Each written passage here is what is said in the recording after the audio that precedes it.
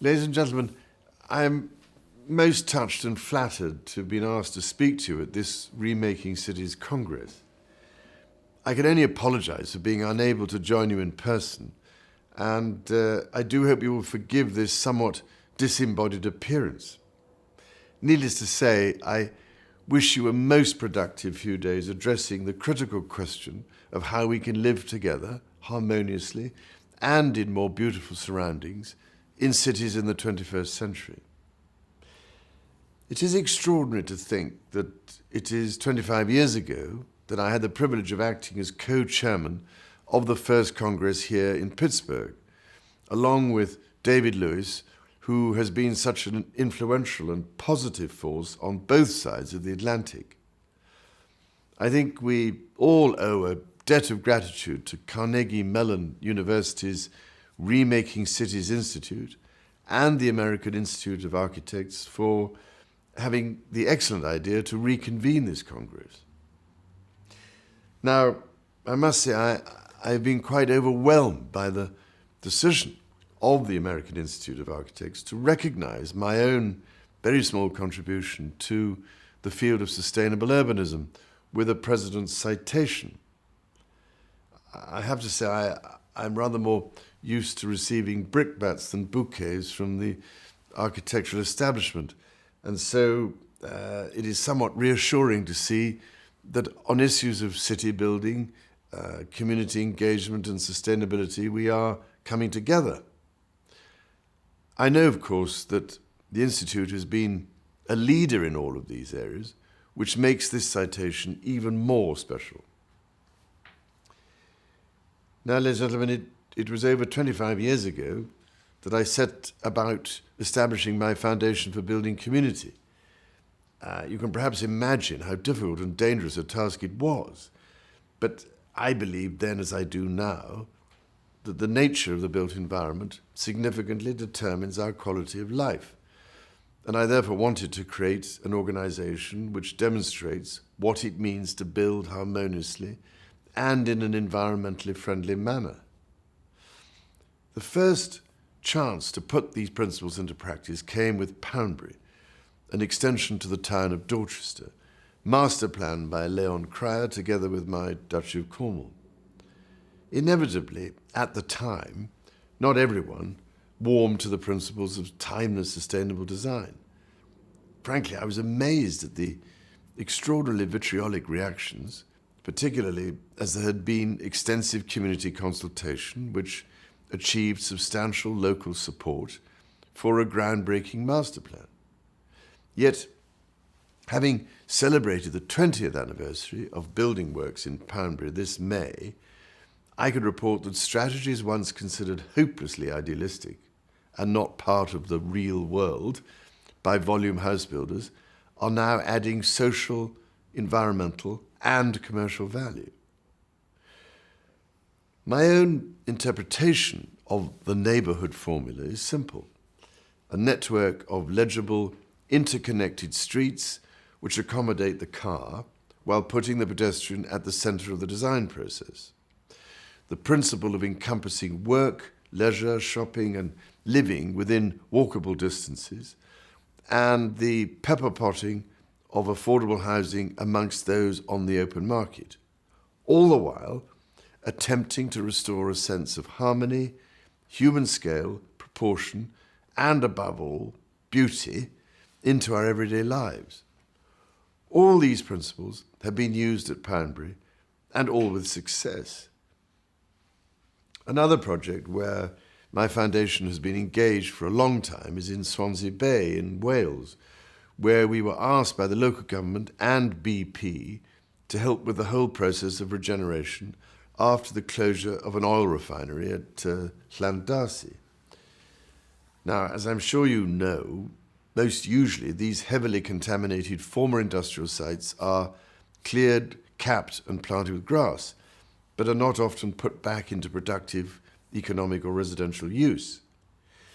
In Wales, we wanted to do more, and after a decade of planning and remediation, building works are underway for Coed Darcy Urban Village, a new mixed-use town for 15,000 people, and a new knowledge and science campus for Swansea University. We have tried to set a high standard of quality with my foundation's demonstration village, due to become a knowledge hub on brownfield remediation and sustainable development. The need to remake cities can also come from disaster or conflict. My foundation has employed the same principles with some success in places like Haiti, where we undertook the recovery plan for Port-au-Prince after the earthquake. We've also worked of late in Sierra Leone with the Royal Engineers to train young people in rebuilding their own community. My foundation has also been working for 7 years in Rosetown, a slum district of Kingston, Jamaica, which I had visited 13 years ago during an official tour, and then felt I must try and do something to help the residents of this most deprived area, which has been plagued by gang violence for over 30 years. So, working with the local community, we have brought the factions together to work on a common plan to train young people and to start craft-based businesses. We are now moving forward in helping residents obtain title to their homes, to pave roads, ensure access to clean drinking water, and install sewers and drainage, as well as assisting with improved house designs and layout. Such work has, I've been told by the people living there, had a profound impact on their lives and has helped to reduce gang violence. In regenerating local economies and communities, heritage is a vital asset.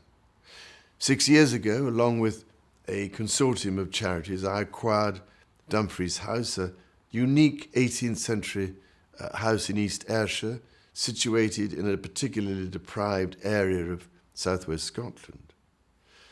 From the start, we intended not only to save the house and its unique contents of original 18th century Chippendale furniture and open it for visitors, but also to use it as a catalyst for wider regeneration, what I can only call heritage-led regeneration, in this severely depressed former coal mining region. Jobs have now been created on the estate by restoring and then opening the house for tours and events, running a cafe and food academy, and hosting teaching and conference facilities. My Prince's Trust is helping to train young people in much-needed practical skills, such as in hospitality and food preparation, while my foundation for building community is doing the same in a whole range of construction and craft skills. Furthermore, my other charities are basing training activities on the estate and in the neighbouring community. As a result, we are now providing job opportunities for young people from families which have seen 3 generations of unemployment. Now, as you probably know, ladies and gentlemen, in 2008 we passed a rather frightening milestone. Frightening because there is a real danger of creating unlivable, unmanageable and unsustainable slums for the future if we continue with business as usual, as more than half of the world's population is now living in cities. In already predominantly urbanized countries, such as the United Kingdom and the United States of America, we have had to learn from recent mistakes of urban planning that have created disconnected ghettos or soulless estates, and tackle how to remake proper, harmonious, vibrant and mixed places for people and with people. These lessons are also critically relevant to rapidly urbanizing parts of the world, which are, in contrast, challenged with making cities. China alone, for instance, is on course to have more than 220 cities, each with a population of more than 1 million, by 2030. My hope, therefore, is that this conference might succeed in building a common agenda that speaks not just to the problems of post-industrial cities, but to the challenge of city building in a post-industrial era.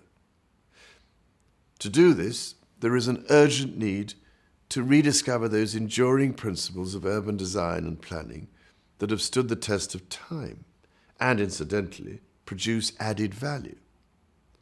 Why else is it, for instance, that the St James's and Mayfair areas of London, or the beautifully planned street squares and mansion blocks of Bath and Edinburgh, are still the most sought after and valuable urban areas? Meanwhile, others are crammed into dysfunctional and dreadful housing estates or tower blocks that demean the human spirit and ignore our inbuilt need for harmony and proportion. We have a chance now to do a better job for people, which I intend to do wherever I can with the aid of my foundation. So, ladies and gentlemen, it would be nice to think you might join me in this vital task, even if I'm getting older and more decrepit.